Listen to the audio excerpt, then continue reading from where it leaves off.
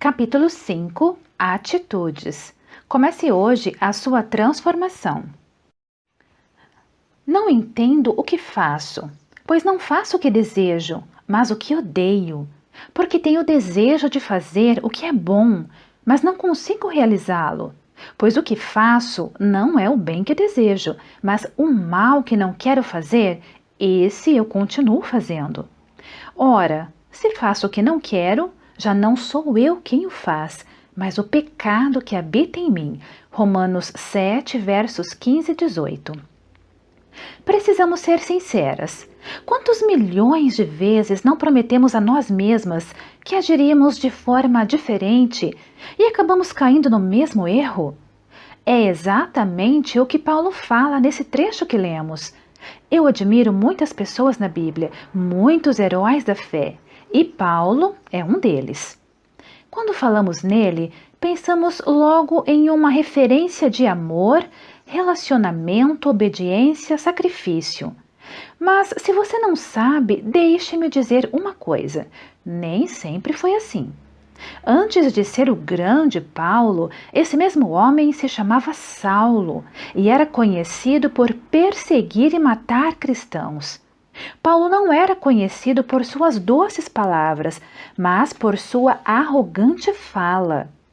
Paulo não era conhecido por sua inabalável fé, mas por sua intolerância contra os cristãos.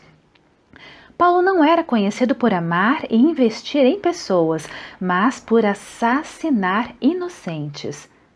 Eu fico imaginando como tudo mudou na vida daquele homem depois dele ter tido um encontro com Jesus. Com certeza foi um mix de emoções, a alegria enorme de receber Cristo como Salvador e ao mesmo tempo o medo de uma sociedade que ainda via como Saulo, enquanto ele já havia recebido a sua identidade de Paulo. Sabe, no mesmo instante em que escolheu seguir a Cristo, todo o seu passado foi apagado por Jesus. No entanto, certamente, as pessoas não esqueceriam da noite para o dia tudo o que haviam passado por causa de Saulo. Talvez por isso, Paulo tenha se enchido de tanta compaixão e paciência pelo próximo, que ele sabia que era o primeiro que dela precisava. E nós? Quantas vezes somos misericordiosas com nossos próprios erros, mas intolerantes com os erros dos nossos irmãos? O cerne é: quando se trata de transformação, não será fácil. Nem sempre as pessoas irão acreditar na sua mudança. Nem sempre as pessoas irão incentivar você a prosseguir. No entanto, assim como Paulo, você não pode parar. Mas Deus me disse: minha graça é suficiente a você, pois o meu poder se aperfeiçoa na fraqueza. Portanto, eu me gloriarei ainda mais alegremente em minhas fraquezas, para que o poder de Cristo repouse em mim. Por isso, o amor de Cristo regozija-me nas fraquezas, nos insultos, nas necessidades e nas perseguições, e também nas angústias, pois quando sou fraco, é que sou forte. 2 Coríntios 12, versos 9 e 10. O que nos fortalece dia a dia é saber que nosso Pai de amor é forte e cheio de ideal por nós. Como o texto diz em 2 Coríntios, é na nossa fraqueza que a força de Deus se aperfeiçoa. E quando sou fraco é que sou forte. Deus não quer que fiquemos de um lado para o outro, feito baratas tontas depois do inseticida, seguindo sem destino. Ele é forte por nós, ele habita em nós, e sua força e seu espírito estão conosco para darmos uma reviravolta. Pare para pensar. Você sabe de onde vêm os seus defeitos? Existem algumas coisas que lutamos para mudar e nem sequer vêm de nós. São herança genética. Você herdou de seus pais alguns defeitos, tanto físicos quanto emocionais. Contudo, lembre-se, genética explica predisposição, mas não justifica e nem perdoa pecados. Além da herança genética ao longo da vida, adquirimos hábitos doentios que são como uma barreira para a transformação. E por fim, alguns dos nossos defeitos também podem vir das circunstâncias que passamos. Deixe-me dizer uma coisa: nada pode impedir a sua transformação caso você verdadeiramente decida mudar. Eu gosto de pensar que Deus não desperdiça nada, nem nossos sofrimentos, nem nossos defeitos. Na verdade, defeitos de caráter geralmente são qualidades positivas sendo usadas de maneira errada. Por exemplo, o defeito da fofoca. Na verdade, uma pessoa fofoqueira não passa de alguém bastante influente e comunicativo, qualidades, usando seus dons de forma negativa. Você me entende? Alguns defeitos que temos parecem até bichinhos de estimação. Estão conosco há tanto tempo que pensamos que nem conseguimos nos desfazer. Afinal, você se sente muito confortável praticando cada um deles. Acabamos confundindo nosso defeito com nossa identidade. Quando você diz: "Ah, esse é o meu jeito, eu nasci assim e vou morrer assim", você está se identificando com seus defeitos, percebe?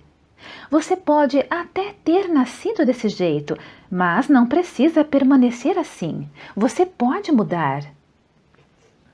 Eu quero incentivar você a deixar tudo para trás, tudo o que é necessário para que haja uma transformação genuína e completa em sua vida. Deus deseja que você seja transformada poderosamente hoje.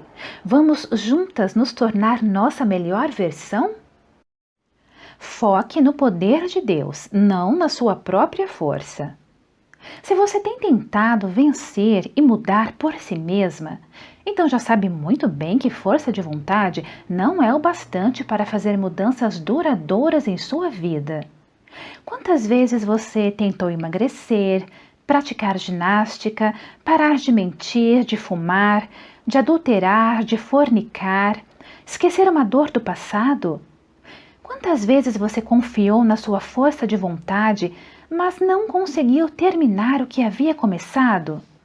Quantas tentativas frustradas, quantas decepções você enfrentou? É até possível viver pela força pessoal por algum tempo, mas quando a pressão aumenta, quase sempre fraquejamos. Sim, nossa força não é suficiente. A força de Paulo também não foi suficiente para ele. O mal que não quero fazer, esse eu continuo fazendo. Romanos 7, verso 19. Força de vontade não basta para mudar a realidade da nossa vida. Veja mais este verso bíblico. Será que o etíope pode mudar a sua pele? Ou o leopardo as suas pintas? Assim também vocês são incapazes de fazer o bem. Vocês que estão acostumados a praticar o mal. Jeremias 13, verso 23. Deus está dizendo que nunca vamos conseguir mudar certos aspectos da nossa vida por nós mesmas. Mas a boa notícia também vem da Bíblia. Tudo posso naquele que me fortalece. Filipenses 4, verso 13. Por isso mesmo, precisamos orar a Deus, reconhecendo que não podemos mudar por nossa própria força de vontade e confiando que Ele nos dará o poder necessário para superar os nossos defeitos e as nossas fraquezas. Ao fazermos a escolha da transformação, o nosso foco estará somente em Deus e em seu infinito poder, não em nós e em nossas fraquezas. Nosso problema é que sempre focamos no que nós mesmos podemos fazer e nas nossas expectativas de como as coisas devem acontecer. Mas, se Deus sempre atender às nossas expectativas, Ele nunca vai ter a oportunidade de superá-las. Ei, na sua força você não pode, mas Deus pode. Firmem seus pensamentos naquilo que é verdadeiro, bom e direito. Pensem nas coisas pelas quais vocês possam louvar a Deus e alegrar-se com elas. Filipenses 4, verso 8. Em outras palavras, concentre-se em coisas boas, não em coisas ruins. Você se move na direção daquilo que se concentra. Deixe-me dar um exemplo. Você precisa emagrecer, mas sente vontade de comer fast food. É nessa hora que você deve se concentrar no que precisa, não no que sente. Se você faz a coisa certa, seus sentimentos eventualmente vão alcançar você. Se você espera até que sinta que deva mudar, nunca mudará.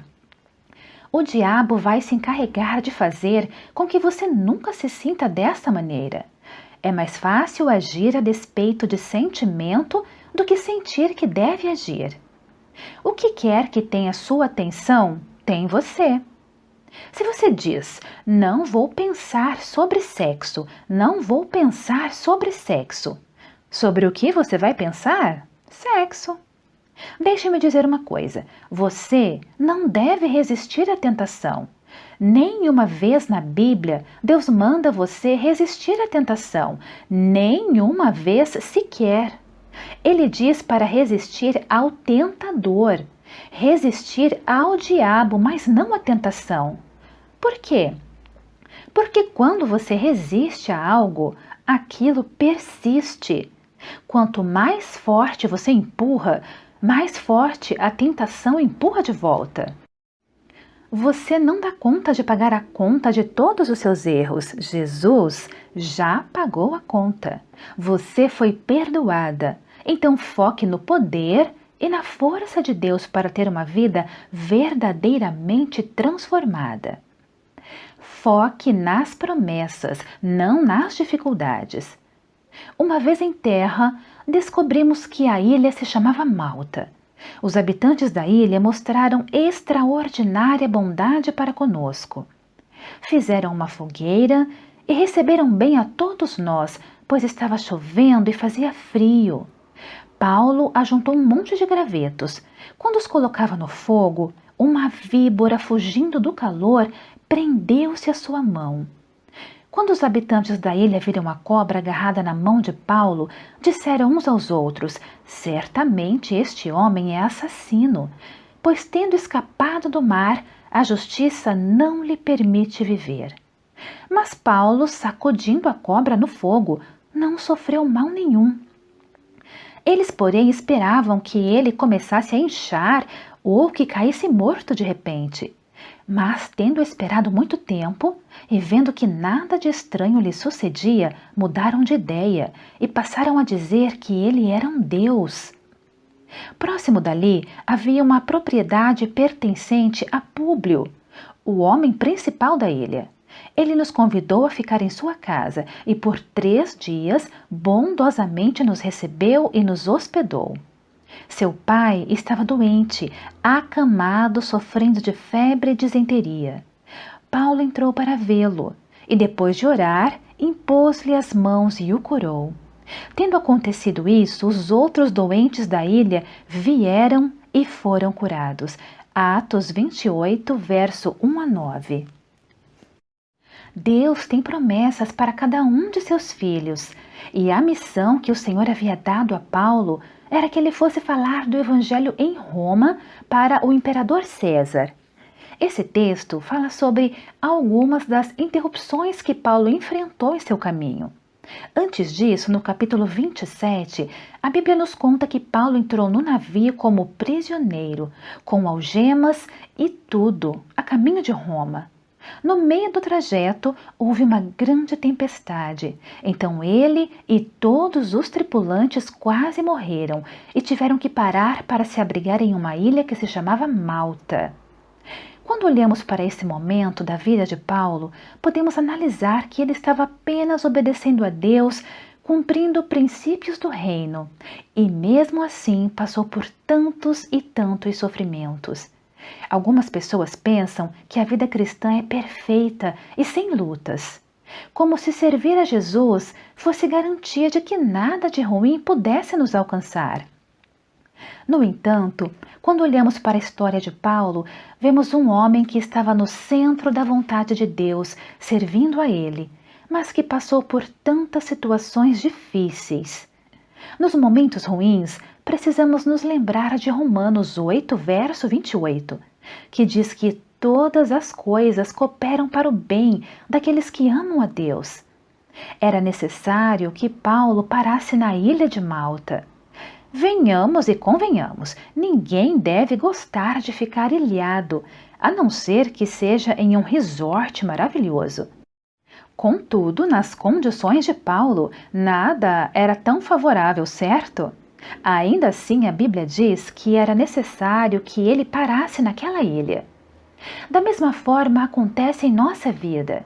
Entramos em um navio, passamos pela tempestade e parece que nem iremos sobreviver. Quando finalmente conseguimos respirar novamente, estamos presos em uma ilha. As ilhas são as circunstâncias contrárias da história. Ei, ainda que o povo fale, não significa que você está em pecado ou que é um castigo. Não é uma prova de Deus, não é uma investida do diabo. É simplesmente necessário que você passe por uma ilha.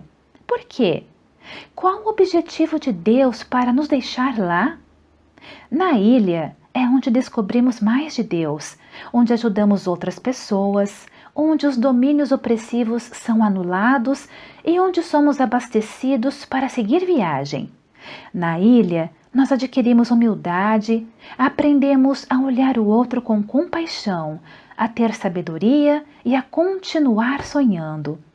A sua ilha, a sua situação difícil, não está tirando você do seu destino profético, está guiando você até lá. Enquanto estiver na ilha, não deixe que seus sonhos sejam enterrados. Quem enterra tesouro na ilha é pirata.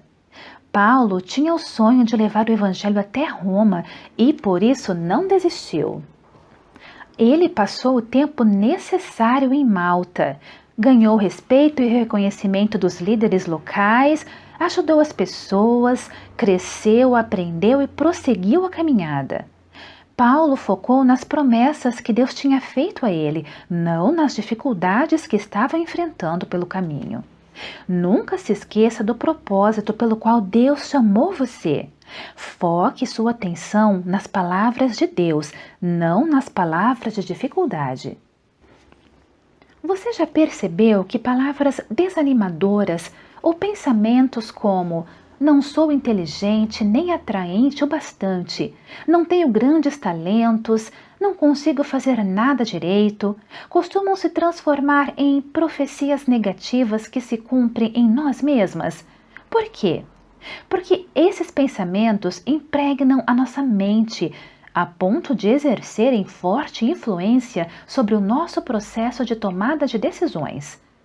Ao receber Jesus Cristo como Salvador, cada pessoa recebe um novo espírito e um novo coração, mas não recebe uma nova mente. A mente precisa ser renovada, como nos ensina o apóstolo Paulo em Romanos 12, verso 2. Não se amoldem ao padrão deste mundo, mas transformem-se pela renovação da sua mente, para que sejam capazes de experimentar e comprovar a boa, agradável e perfeita vontade de Deus. Precisamos aprender a pensar como Deus pensa ao nosso respeito. Isso é renovar a mente. E a Bíblia nos garante, em Jeremias 29, verso 11, que Deus tem planos de nos fazer prosperar, nos dar esperança e um futuro. É isso que Ele planeja para a sua vida. É isso o que Ele pensa a seu respeito. Deus tem um plano para fazer você prosperar e para dar a você esperança e um futuro.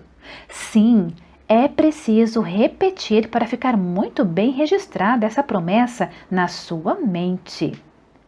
Vale ressaltar que não se trata do poder do pensamento positivo, mas do poder que temos de escolher o que vai ocupar a nossa mente.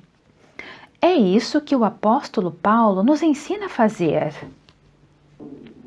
Finalmente, irmãos, tudo que for verdadeiro, tudo que for nobre, tudo que for correto, tudo que for puro, tudo que for amável, tudo que for de boa fama, se houver algo de excelente ou digno de louvor, Pensem nessas coisas. Filipenses 4, verso 8.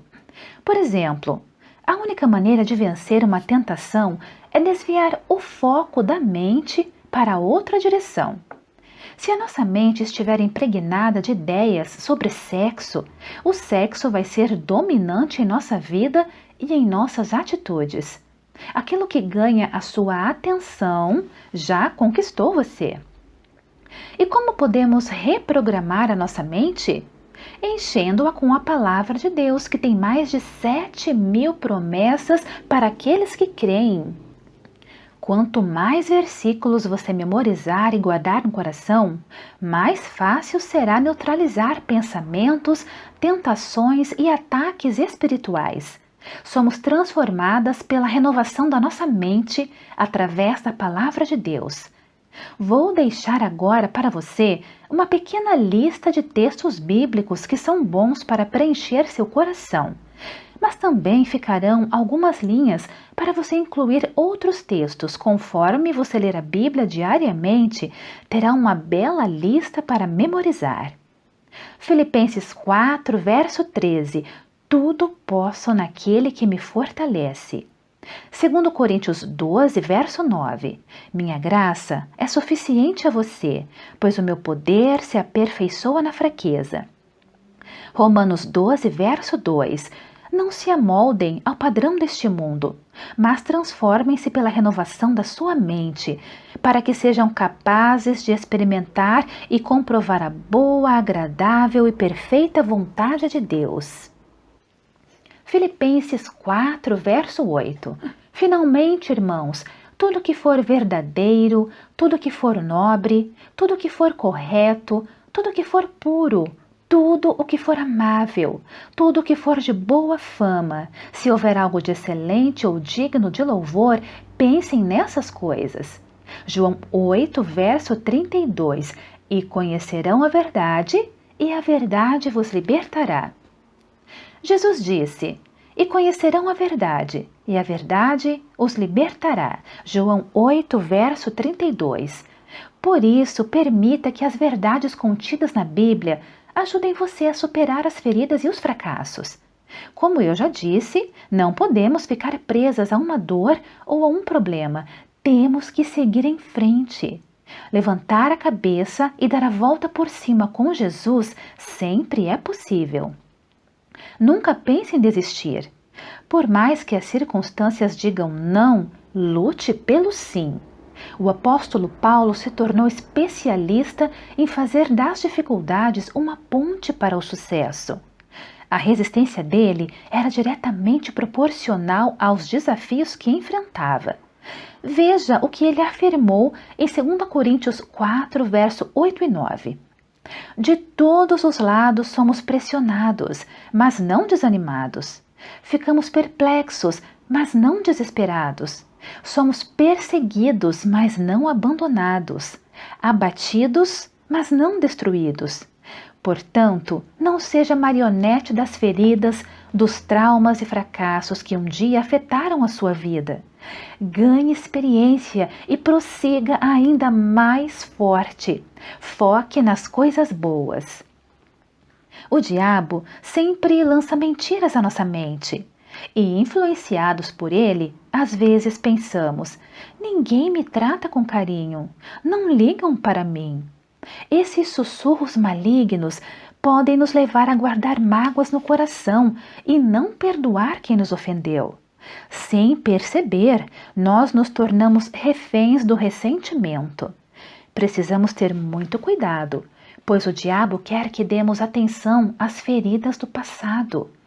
Se possível, ele nos manteria acorrentados ao nosso passado, em vez de ouvir essas vozes do mal. Busque viver como a palavra ensina. Se você se mantiver firme no que Deus pensa a seu respeito, o seu passado não terá poder sobre o seu futuro. As lembranças permanecerão, entretanto, não terão o poder de nos fazer desistir. Foque no progresso, não na perfeição. Se olharmos com sinceridade para a nossa vida, descobriremos muitas coisas que precisam de mudança. Creio que ao longo deste capítulo você experimentou essa sensação. No entanto, só podemos fazer essas mudanças gradualmente, vivendo um dia de cada vez. Nossos defeitos e traumas, nossas dores e feridas não surgiram da noite para o dia. Portanto, não espere que desapareçam num piscar de olhos. Mudar uma coisa de cada vez leva tempo. Por isso, comece pedindo a Deus que mostre a você por onde começar. Seja bem específico no que você precisa mudar. É desonestidade? É mentira? É falta de perdão ou um mau hábito? É compulsão por trabalho? É um sentimento de mágoa? É um divórcio mal resolvido que aprisiona sua vida até hoje? É a traição do seu cônjuge? É um sentimento de medo? É compulsão por jogos de azar? É compulsão por comida? É vício em pornografia? É um distúrbio de sexualidade? É um sentimento de culpa? É um abuso sofrido no passado? É uma paternidade mal resolvida? É vício em álcool? Substâncias entorpecentes? É maledicência? É um sentimento de ódio? É compulsão por compras? O que você precisa mudar? Em qual área você precisa de cura? Precisamos buscar uma vitória por dia. Peça ajuda ao Pai para viver cada dia em vitória sobre aquele defeito ou fraqueza. No entanto, acredite que a cura virá através de um processo. A Bíblia diz: estou convencido de que aquele que começou a boa obra em vocês vai completá-la até o dia de Cristo Jesus. Filipenses 1, verso 6. Quando paramos para pensar em tudo o que queremos mudar em nós mesmas, achamos muito difícil começar. Hoje, meu desafio para você é que escreva aqui uma coisa, apenas uma coisa que você precisa mudar hoje. Você vai focar nesse hábito ruim até conseguir substituí-lo por um bom. E só depois passará para o próximo. Combinado? E todos nós, que com a face descoberta contemplamos a glória do Senhor, segundo a sua imagem, estamos sendo transformados com glória cada vez maior, a qual vem do Senhor, que é o Espírito, segundo Coríntios 3, verso 18. Quando Paulo escreve esse trecho da carta aos Coríntios, mostra a certeza de que não precisamos viver sob a pressão da perfeição. Afinal, somos transformados com glória cada vez maior. Se pensarmos em tudo que devemos mudar de uma só vez, ficaremos sobrecarregadas, desencorajadas e efetivamente não mudaremos nada. Por isso, foque em um passo de cada vez. Dá-nos hoje o nosso pão de cada dia. Mateus 6, verso 11. Com nossas atitudes, é como se disséssemos para Deus: dá-nos hoje o pão do mês, Senhor. Não quero só o do dia. Deus quer dar a você força suficiente para mudar um dia, não uma semana, um mês ou o resto de sua vida ou a eternidade. Ele quer trabalhar em você um dia de cada vez. É como o velho ditado africano: como é que se come um elefante? Uma mordida de cada vez. A vida medida em quilômetros é dura, mas medida em centímetros é mais fácil. Disse Jesus: portanto, não se preocupe com o amanhã, pois o amanhã trará suas próprias preocupações. Basta cada dia o seu próprio mal. Mateus 6, verso 34. Caráter não é construído em um dia. Defeitos de caráter não são removidos em um dia. A vida não é filme que aparece assim 6 meses depois. E na próxima cena está tudo certo. A transformação de que você precisa não fica pronta em 3 minutos, igual ao macarrão instantâneo. Quem valoriza o processo, desfruta do crescimento. Deus valoriza um dia de cada vez. Você já percebeu? Então por que você quer viver todas as etapas do processo de uma só vez? Ei! Deus sabe quanto você aguenta e dá a medida certa que você está pronta para receber. Esta geração está viciada no instantâneo, por isso sente dificuldades em viver os processos de Deus. Os processos são necessários, e digo mais, há beleza em cada um deles. Seja paciente consigo mesma e seja sua maior encorajadora. Celebre as pequenas vitórias, os passos no caminho que dará rumo ao seu destino. Uma coisa é certa: direção é o mais importante que a velocidade. Ei, não dá para dormir Talita e acordar Joyce Meyer. Muita calma nesta hora. Você precisará subir um degrau de cada vez. Quando aprendemos a aproveitar a jornada em vez de pular os processos, percebemos que estamos verdadeiramente sendo transformadas.